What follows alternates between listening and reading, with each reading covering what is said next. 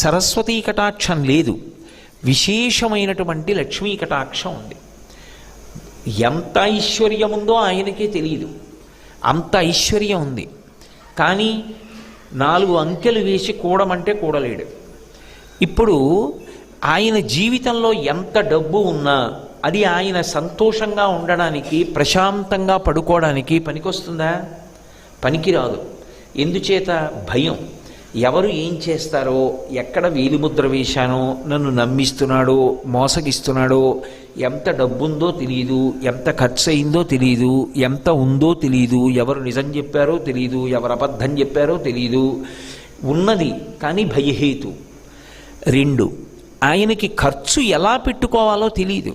ఎందుకంటే ఉన్నది కదా అని అన్ని వేళలా దానం చేయడం కుదరదు. అపాత్ర దానం చెయ్యవద్దు అని, పాత్రత నెరిగి దానం చెయ్యాలి, లేకపోతే అది పాపమునకు కారణం.